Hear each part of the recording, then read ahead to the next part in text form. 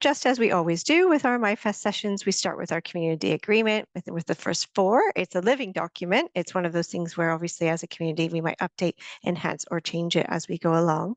But we like starting with a reminder of the first four of them. And so they are: you're welcome here, regardless of race, ethnicity, gender identity, sexual orientation, ability, disability. Everyone is welcome in this space. We make space for others, and that might look differently for all of us. For myself, as an example, I try to remind myself that I don't have to talk the whole time.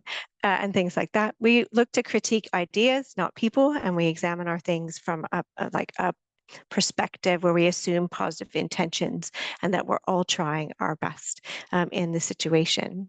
As the session goes on today, you'll notice that we're recording. There are a few of us who will also be monitoring the chat, and we'll make sure to answer any questions and pass those along to Sarah.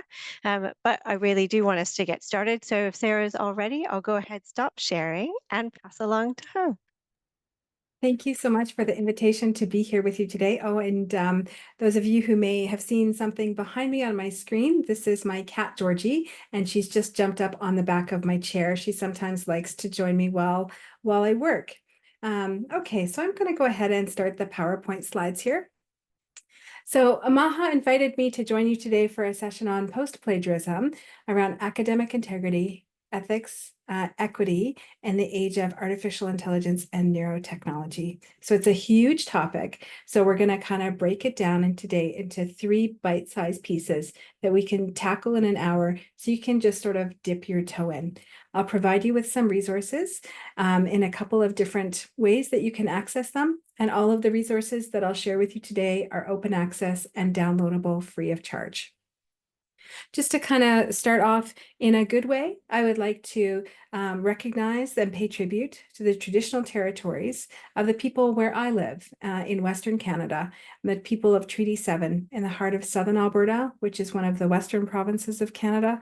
And these peoples of Treaty 7 include the Blackfoot Confederacy, comprised of the Siksika, the Piikani, and the Kainai First Nations, as well as the Tsuut'ina First Nation and the Stoney Nakoda, which include the Chiniki, Bearspaw, and Goodstoney First Nations. I'd also like to recognize that my home city, the city of Calgary, is home to the Métis Nation of Alberta, Districts 5 and 6. And to kind of settle into this a little bit now, and just to build on the community expectations that we have earlier, this is intended to be an interactive session. In a few moments, I'll introduce and offer a collaborative Google Doc where we can share ideas, answer questions. You are welcome to participate in that if you wish. We'll also do an oral debrief of the things that were shared in writing in the Google Doc. You can engage in active listening, and you can engage in the text chat, and then the written contributions through the Google Doc if you wish. At the end of today's session, I will share with members of our community the Google Doc as a permanent view-only artifact after the session, as well as all of the slides for today. So in other words, all of the materials you'll have access to from today's session for as long as you want. In terms of the content that we'll share today and the things that we'll go over, today's session is divided into 3 sections. Oh, I'll do a little bit about myself first. I know some of you, but not all of you. So my name's Sarah. I mentioned that I'm joining you today from Canada. It's a big country. Some of you will know a little bit about it, others less so. And on the right-hand side of the slide, you'll see a map of Canada in grayscale. And then each of the provinces and territories is labeled in black text. My province of Alberta, if you look closely, you may see a yellow star near the city where I live, which is Calgary. And in the bottom left of the screen, you'll see a photograph, a stock photograph of the city of Calgary. It's a cityscape there. The Calgary Tower is in the background. And in the foreground, you see a little bit of an unusual shaped building. That is our indoor stadium. We call it the Saddle Dome. It's where we hold concerts and hockey games and other events. It's shaped to look like the saddle of a horse. And so that's one of our major event cities. And Calgary was also an Olympic city in 1988. A few moments ago, you may have noticed that my cat Georgie jumped up on the back of my chair, and there she is in my photograph there in the upper left of the corner. And that's me with one of the cats, and I live in Calgary. I live in Calgary with my cats and my husband. So I just noticed things in the chat here, a comment of where should you look to see this? So I think I'm sharing the slides, but please let me know if the slides are not showing up. Can you I see can the see the slides? slides there. You can see the Yeah. slides. Okay, thanks. Okay. And I'll try and describe things that are in the slides, but if something is unclear, please let me know. I'm on my learning journey with regards to accessibility and my slide decks. I have used alt text in my slides, but in case there's something that I haven't done right or I could do better, please feel free to guide me. Okay, in terms of the structure of our session, I'm going to start with an assumption that folks here have some basic knowledge of academic integrity and its differences between academic misconduct and how things will play out in higher education. So starting with that assumption, I wanted to frame our conversation today around looking at things that might be changing with regards to academic integrity. Okay, so I'm just monitoring the chat there. I'll look at academic integrity today in terms of new priorities that I've put forward. And when I say present, I mean within the past couple of years. All of the talk from today or the session for today is based on some published works. And the present, I talk about new priorities for academic integrity, specifically reframing our ideas about conduct and integrity around equity, diversity, inclusion, as well as decolonization and indigenization. The genesis point for some of this work all started probably about 5 years ago and has been growing in different ways since then. After the present, we'll look to the past and look at decolonizing academic integrity, looking at knowledge caretaking and ethical practice. Now, I looked at the schedule for MYFest and I see that you have an upcoming session on decolonizing academic integrity by some of my Canadian colleagues. So I just wanted to give a pitch for their session. I know the folks, I've quoted them in the article that I'll share with you today. I don't want to steal their thunder, so I'm going to think of this as like a primer or an appetizer for the session that they're going to do. And if you have time and ability to attend that session, I would recommend it. For me, it was very helpful to learn about the work that they're doing in decolonizing academic integrity. And then we'll look to the future, looking at the idea of life in a post-plagiarism world.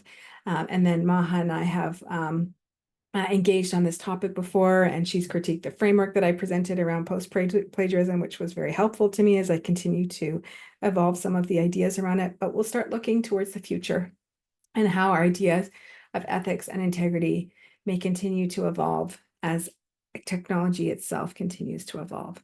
So that's the structure of the time that we'll have together. We'll spend about 10 to 12 minutes on each piece, and then at the end we'll have time for reflections, questions. We may not have all the answers, but you're welcome to share experiences, wisdom, and resources that we have. So to get into the content for today, we're going to start off with looking at the present. So the provenance of today's session, the first one I have to share with you is an article from 2022, looking at new priorities for academic integrity. And I'll also pop the link in the slide there, in the text chat rather. On this slide, you can see a QR code that will take you to the article. Just above that, on the right of the slide, is a link. It's the same link that I popped into the chat. And on the left-hand slide is a title with a screenshot of the article. In this, it was an editorial. I started calling for reconsidering the ways that particular students might be treated less well than other students. So that's the first piece that we'll look at, the first topic that we'll look at. Then we'll turn our attention to the past and we'll look at decolonizing academic integrity. What does that even mean? Are the practices that we have around academic misconduct based in colonial practices? And how might we reframe the ways that we address concerns about misconduct, case management, and look at breaking down systemic barriers that perpetuate harm and discrimination, and how we can carry knowledge from the past into the future with us. And then finally, we'll look towards the future, looking at an age in which our historical definitions of plagiarism and misconduct may no longer apply, as artificial intelligence continues to play a more prominent role in different ways in our lives. I've popped the links for each of these articles in the chat with you, and you have the QR code for them on the slides. And as a reminder, I'll share the entire slide deck at the end for you to have after today. So let's turn our attention back to the present. I will invite you to engage today, if you wish, in an editable Google document as I pose some questions for reflection. Yeah, and thank you, Vivian, for your comment there and thinking about the intersections of academic integrity with cultural appropriation and pretensions. These are precisely some of the things that I'll invite you to contemplate and think on today. So the Google Doc for today's session, if you don't have access to a Google Doc for some reason, then you're welcome to share your thoughts in the chat as well. So we have multiple modes of engaging with one another today. Okay, and I've put the link for the Google Doc in the chat for you as well. So let's start with the present today and thinking about where we are with academic integrity. And one of the things that I talk about in these new priorities for academic integrity for EDI, decolonization, and indigenization is thinking about the ways that we currently have that we respond when there's an allegation of misconduct, specifically against a student. Some of the ways that we approach misconduct can be policy approaches or procedural approaches that might, and this is a little bit of an oversimplified table, but it can help to do some sense making of different approaches that we have to misconduct. Historically, the approaches to misconduct case management are largely punitive. In many cases, there are roots in administrative law. There's good guys, there's bad guys, there's crime, there's punishment. There's an idea of justice and fairness, that sanctions or punishments or consequences should be fair and fit the offense. There's also a progressive discipline model, meaning that if there are subsequent offenses or more egregious offenses, that this can lead to more severe consequences, with the, I guess, ultimate sanction being exclusion or expulsion from the institution. This kind of procedural approach or policy approach is relatively easy to monitor and track from a bureaucratic perspective.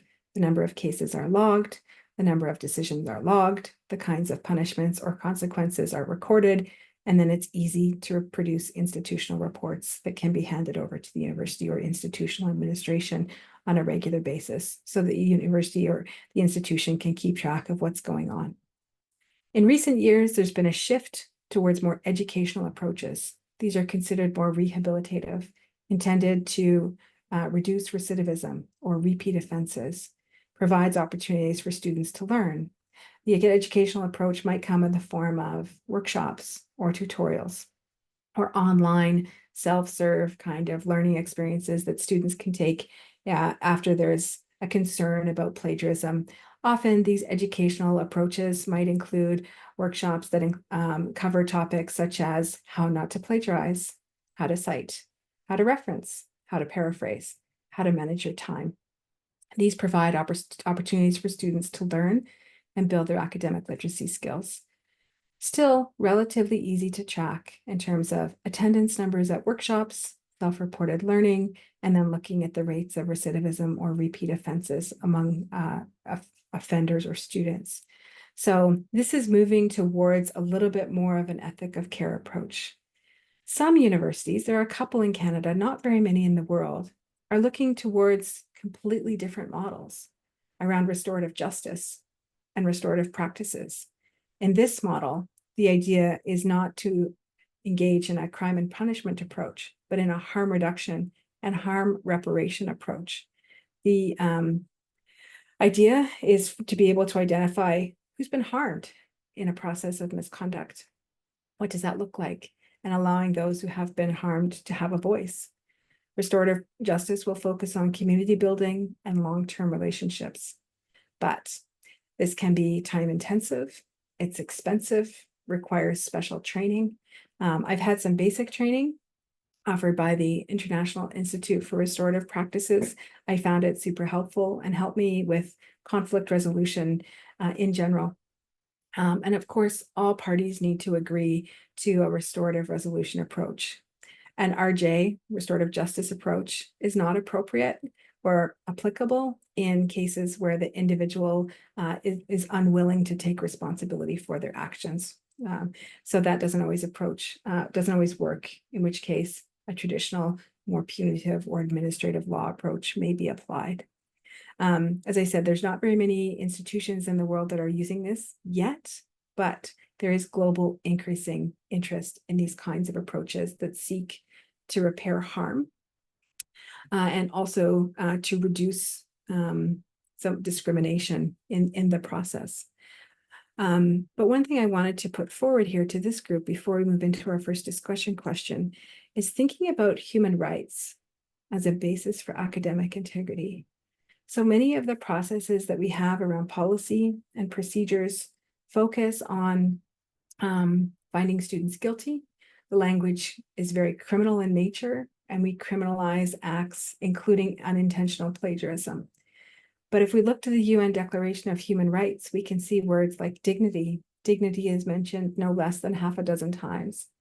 And specifically, when I contemplate Article 11, that says everyone charged with a penal offense has the right to be presumed innocent until proved guilty according to the law in a public trial at which he's had all the guarantees necessary for his defense. The gender bias language is in the original, so I've replicated it here. And in academic misconduct cases, we don't have public trials.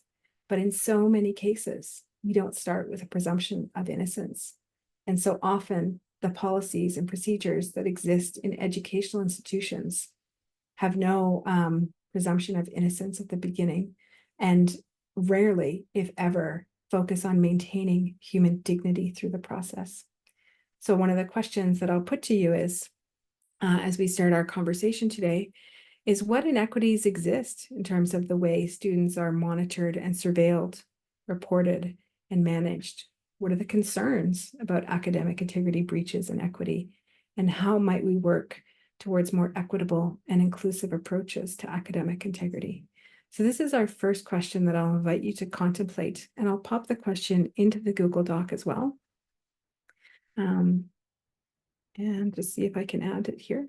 And in the meantime, feel free to start adding your reflections into the Google Doc, and we'll take maybe 5 or 6 minutes or so and give you a chance to think this through and digest some of the things. For some of you, this may be new, or you may have heard similar things before.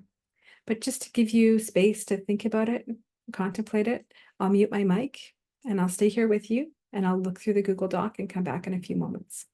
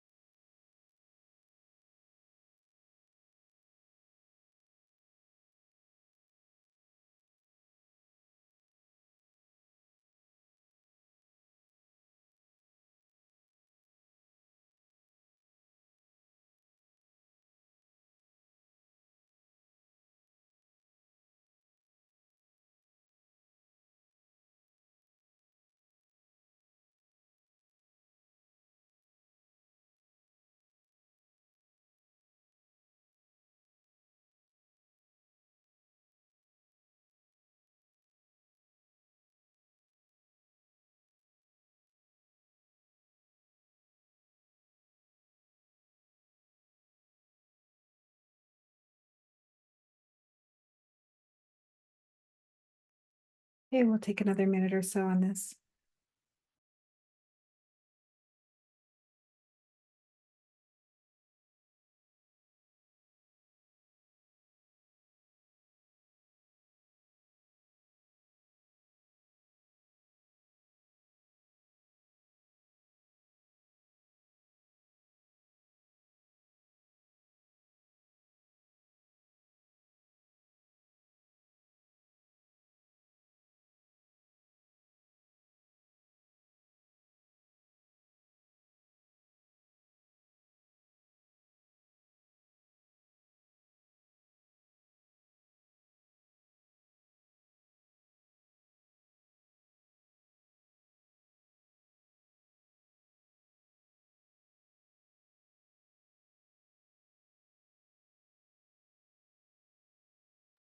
Yeah, I can see lots of folks are still writing.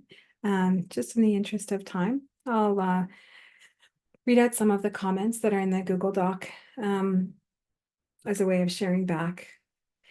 And someone said a knee-jerk response and thinking about the intersections with cultural appropriation, pretensions, autocorrect wanted that. I've seen someone used as a poster child with regards to restorative justice, so a little suspicious of the approach, wondering who the punitive approach is for, if it isn't restorative, if the harm is still there. Great insights here. Very disappointed in the application of plagiarism / academic dishonesty policies. I'll take a little pause there and say some of the policy work that I've done, institutions that have a plagiarism policy that may be considered that there's room for growth in terms of their understanding of academic integrity, and institutions that have been in that work for a long time might look at it as an academic integrity policy or an academic misconduct policy.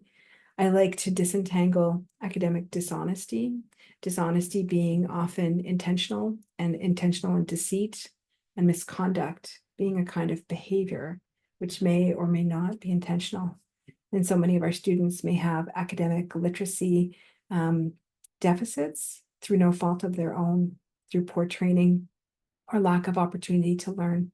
Some of the language that I've heard in other countries that I really appreciate, in Australia, they use the term poor academic practice.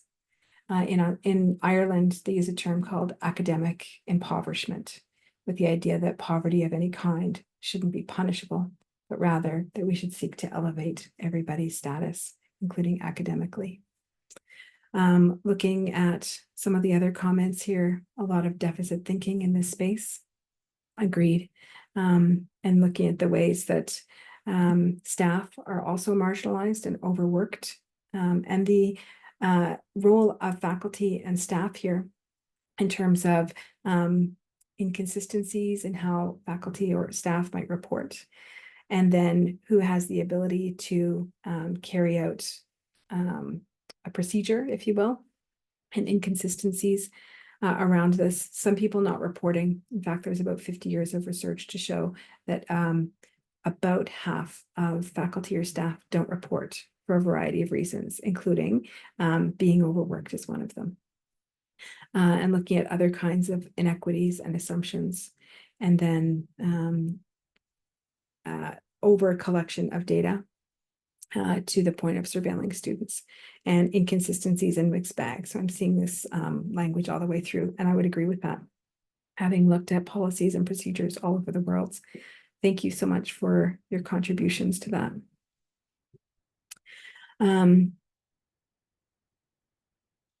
Okay, thank you for some of the comments in the chat as well. So thank you, Yasser, for saying the nuance between academic dishonesty and misconduct. I appreciate that.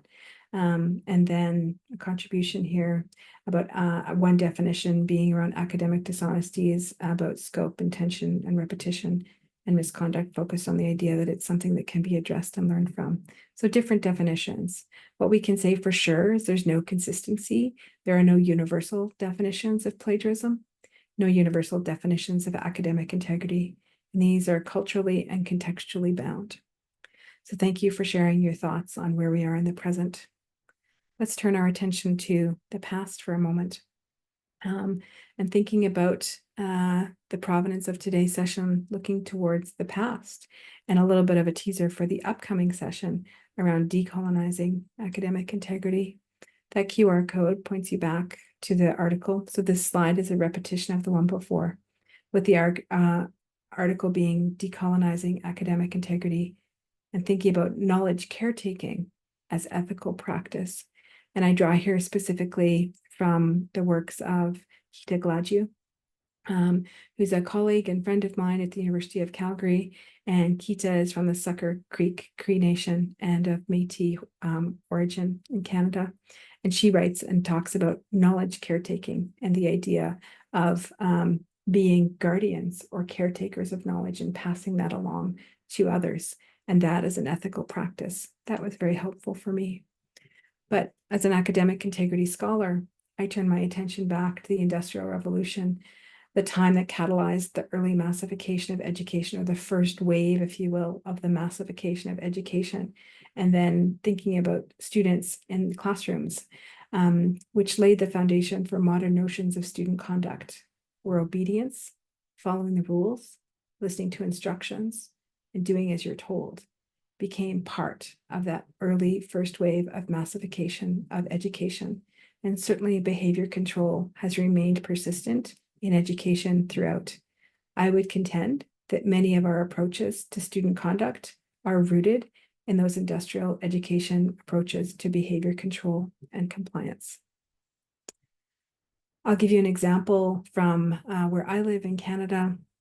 We had in Canada the residential schools for Indigenous students. On the right-hand side is a screenshot from the National Center for Truth and Reconciliation that shows pictures of some residential schools. These started in Canada in 1831. So not entirely out of line with the massification of education, Industrial Revolution time. But one quotation that resonates with me from that website is that staff were not accountable for how they treated children. Thousands of children suffered from physical and sexual abuse. The schools hurt the children, and the damages inflicted by residential schools continue to this day. So yes, thank you for the comment, Vivian. Inhumane violence, native boarding schools.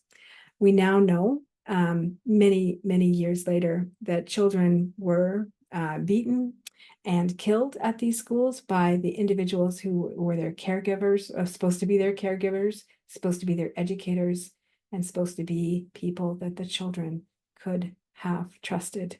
And yet that was not the case. And there was increasing evidence of this. So here's a photo of a place where in Canada, it was found a few years ago, we began to find the unmarked graves of children who were killed in these schools by educators and others, or they died in other ways. We may never know all of the stories. The first graves of 215 children were found in the province just west to me, British Columbia, in a place called Kamloops. This is a photograph. There's two photographs here on the screen. On the left-hand side is the residential school itself, and on the right-hand side is a monument dedicated to honor the survivors of the Secwepemc bands who attended the Kamloops residential school, who all suffered the genocide period in the history of the Kamloops Indian residential school, and to honor all survivors who are not with us today, but are with us in spirit. 215 unmarked graves of children were found on this site. Today, I had the opportunity to visit this site, and in fact, your presenters who are presenting on decolonizing academic integrity, at least two of the three of them live very close to this residential school. Now there's a healing garden there with 215 plants, one for each child whose body was found. So this is a legacy that we have in Canada around colonization, colonization and harm inflicted in educational processes. So thinking about this and the ways that we continue to address academic misconduct from a crime and punishment approach, I will ask this question: how might colonialism impact academic misconduct allegations and case management? These are kind of heavy topics, but I wanted to create space as we think about equity and maybe doing things a little bit differently. So I popped this question for you in the Google Doc, so you can have a chance to contemplate it. I'll take another 5 minutes or so for you to think about this. And this might be the first time that you're coming to these kinds of ideas or not. And it's a difficult topic, so I'll let you rest with it for a few minutes.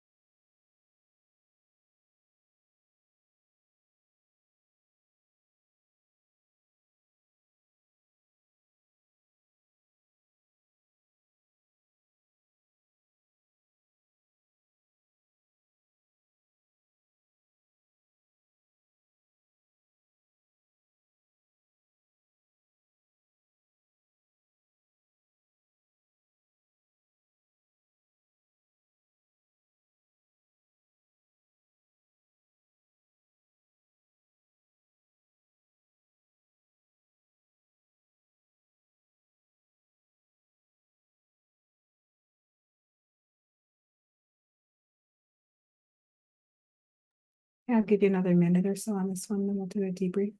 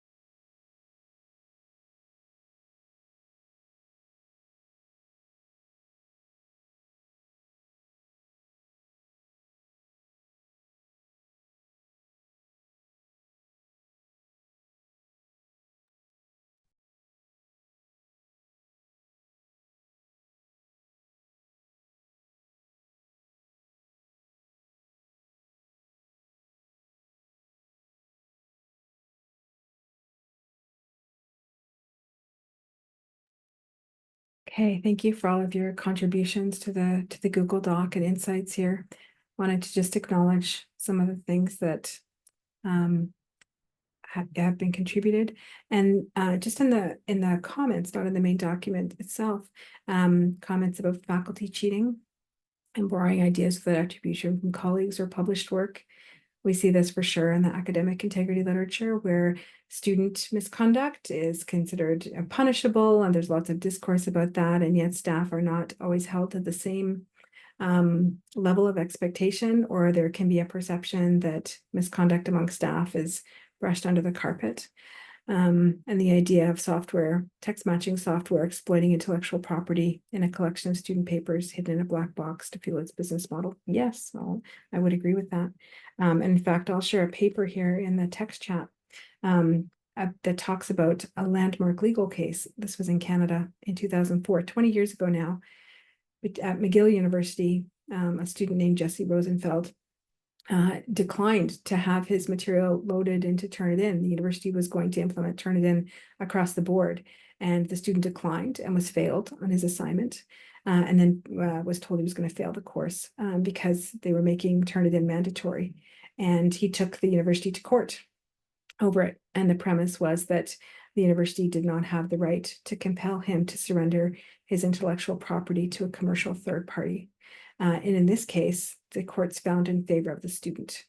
And as a result, that was a landmark precedent case in Canada. It's one of the reasons that we don't have Turnitin or other text matching softwares here that are used as mandatory as they are in other countries like Australia and the UK.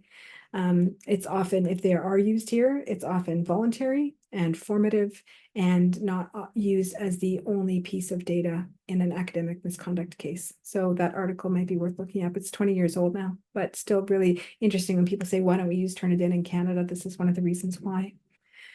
And looking to the past here, thank you for sharing your ideas about oppression and violence, denying thought and expression in the dominant colonizer language. And I saw this about similar ideas about language, standard language, and the way in which language perpetuates colonial norms and ableism.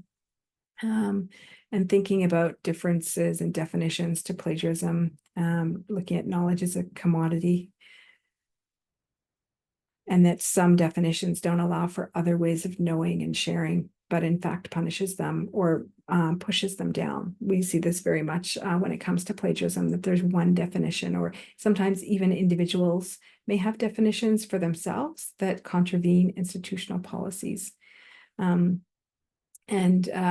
Talk here of a unidirectional approach about how conduct issues have been addressed. Like the large, okay, I'm quoting this one verbatim, the large behemoth university bureaucratic system versus the individual student. It appears the aim is to force compliance rather than explore nuance and foster development. That has been very much the norm, I would say, certainly in Western institutions. Oh, okay. Thank you for letting me know that that article is not available online. So let me just see if I can help here. 1 second. Please give me a moment. Sarah, you keep going. I can get a PDF copy. Don't worry. Yeah. So you can keep going. Okay. Actually, I just found it. Thanks to EndNote. Oh, it says transfer PDF files restricted by your account admin. Okay. I can send it over later on if you can't find it online.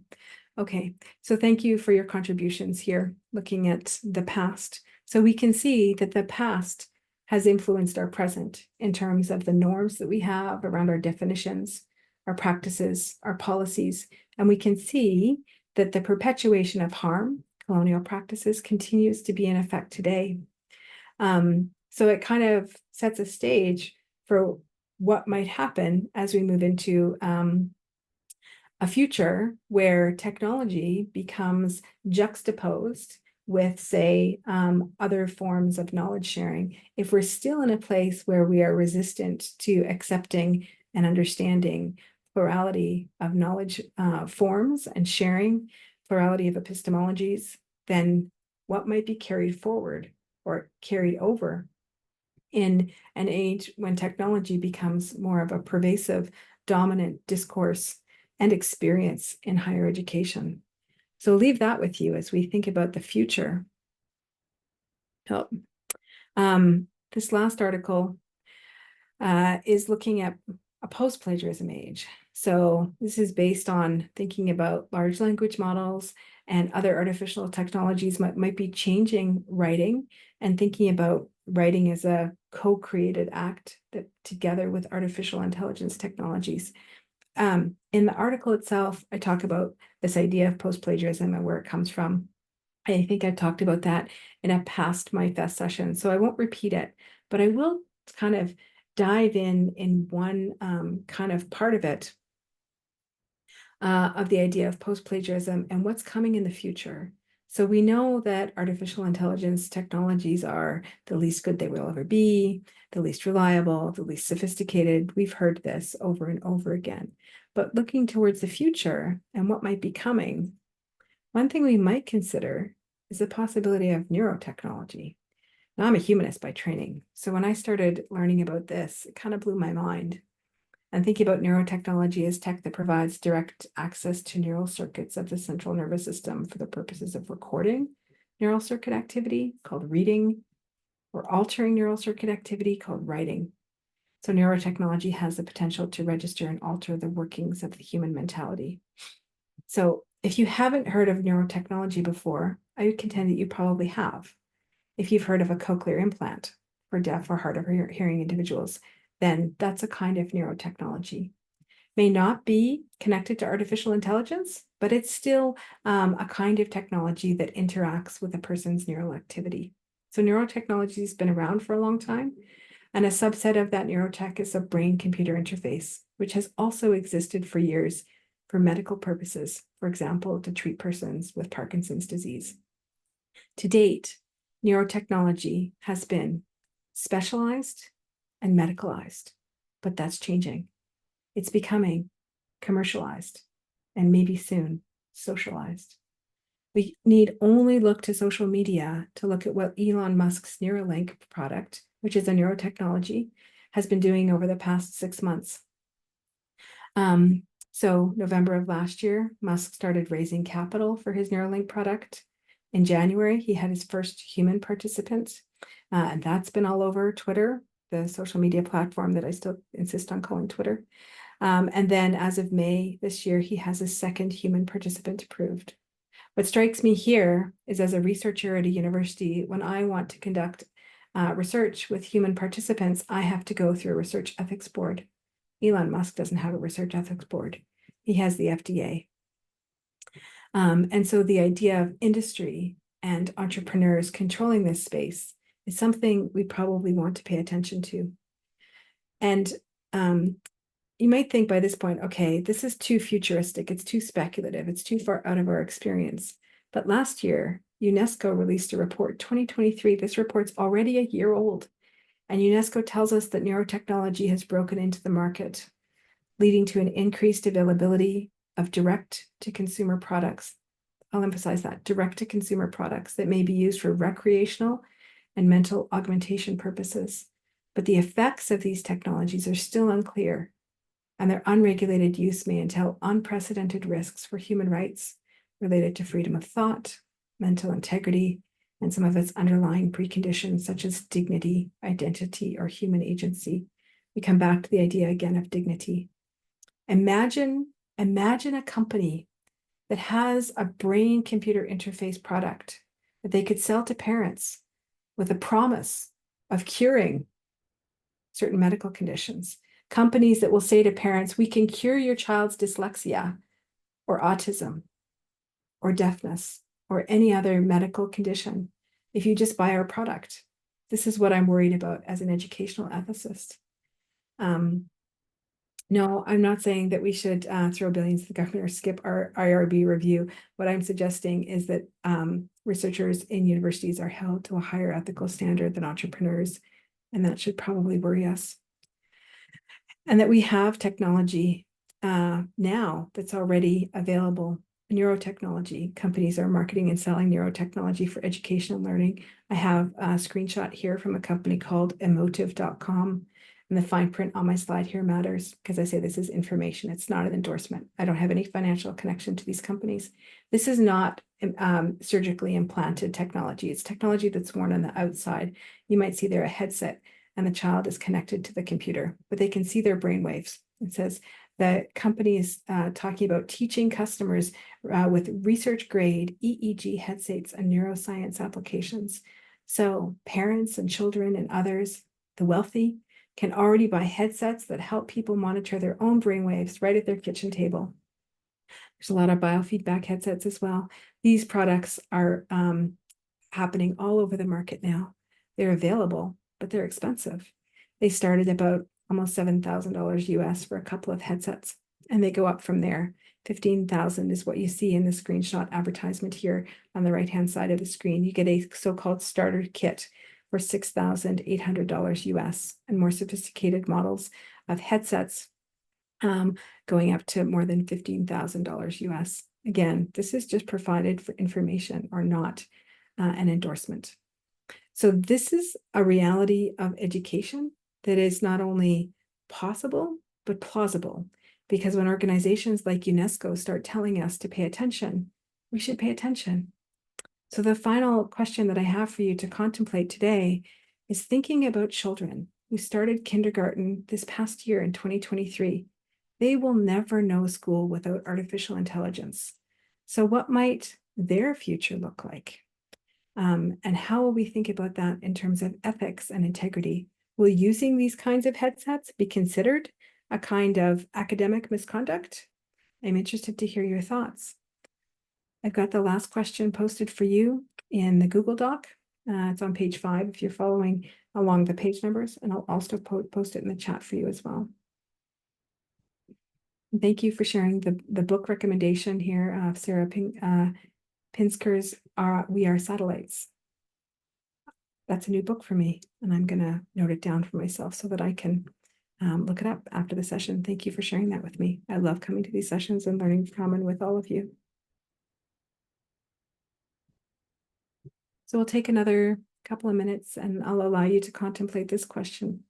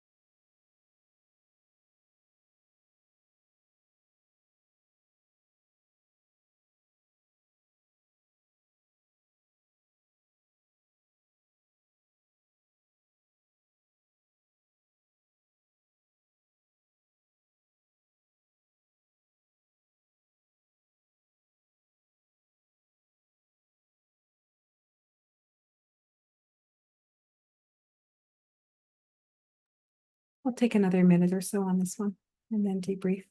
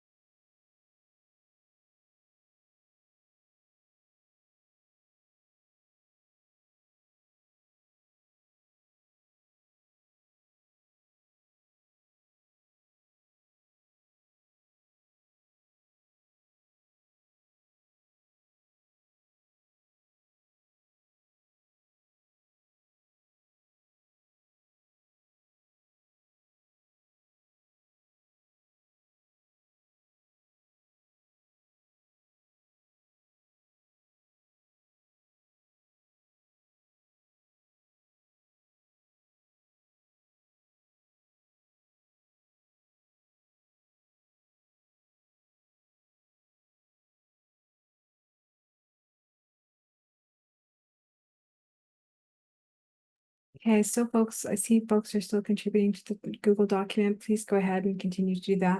And in the meantime, I'll share back some of the thoughts that I've just been reading here. Someone's mentioned that with college students may still be a little resistant to using artificial intelligence because they've learned study habits from decades of schooling, but the children now in middle school may have completely different ways of approaching homework. I would agree with that. Embracing for the educational landscape of the late 2020s. Yes. And then looking at ways to help humans understand when we outsource to AI, we may lose out on learning that can be beneficial in many ways. Yeah, and I think here about it may not be either or, but maybe both and thinking about programs that we have in some Canadian institutions where we're looking at land-based learning, including things like community gardening and things for children to do that don't involve technology as a way of experiencing learning in a different way. And I say, it'd be lying if we thought we had any idea. I certainly don't have any idea either. And I think one thing that shows up for me is that our notions of what is misconduct and may be changing and may continue to be challenged, and we don't know where the future is going. But I agree that updating the curriculum for subjects and disciplines to teach digital literacy and technoethics is appropriate. I would agree with that. And thinking about ethical futures, starting with care and community. Yes, and then somebody else here mentioned dignity again, and then focusing that artificial intelligence is heavy on artificial and light on intelligence. And then somebody else is commenting on other aspects of the future having arrived, including big pharma and medications, nootropics, performance enhancers, and the way that capitalism and commodification of education continues to play a role. So these have been wonderful and insightful, wise contributions. But I agree with the comment that nobody has a crystal ball. We can't see the future. But what we can say in terms of academic integrity and ethics is that in terms of educational technology, that it's evolving faster than many of us can keep up with. So I teach in a education faculty, and we know that, in terms of us preparing our teacher trainees for their future careers, the professors who are teaching them are barely keeping up with the technology. We know that our graduates will be confronting new technologies that some of us have never experienced yet. But in terms of my work as a plagiarism and academic integrity scholar, one thing that's become very clear to me over the past half decade, maybe more, is that there can be no integrity without equity. And the word integrity comes from that Latin root, integritas, meaning to make whole. Other words in English that come from that mean to integrate or integration. And in that wholeness, we cannot be whole if we don't consider ideas around equity, inclusion, accessibility, decolonization, and indigenization. So for me, academic integrity is not about gotcha or catching the cheaters or punishing the cheaters, but rather how can we keep our students whole as individuals and work on holistic approaches at a systemic level, because ultimately ethics matter, because people matter, and ethics is at the heart of what we do. For me, ethics isn't really about policies and procedures, because those are written and enacted by people. And I acknowledge that we still need those policies and procedures. We will still have some individuals that may engage in dishonesty rather than misconduct. But the reason that I do this work is because I want to focus on the holistic. So those are the closing remarks here as we're just drawing to an end of our session. I wanted to thank you for sharing your time with me today, your insights and your wisdom. As promised, you have copies and access to both the slide deck and the Google Doc. And after today's session, I'll make that Google Doc view only, so it's preserved as an artifact from our time together. I'll give a little bit of time after the session in case anybody wants to finish contributing their thoughts. That pretty much brings us to the close. I'll have a recommended citation, but it's in the slides in case you want it for later on. But I would love to hear or read your final reflections or thoughts, takeaways from today, things you might be thinking about or carrying forward with you. So feel free to share those in the chat. And thank you, Jenny, for using the feedback form. I appreciate the chance to be here with all of you. This was the way that I started my day. It's just coming up to 9 a.m. where I am here today, and I'm grateful for the opportunity to spend this time with you, and wish you all the best in the future sessions. Thank you so much, Sarah. And you're getting lots and lots of thanks in the chat in case you can't keep up.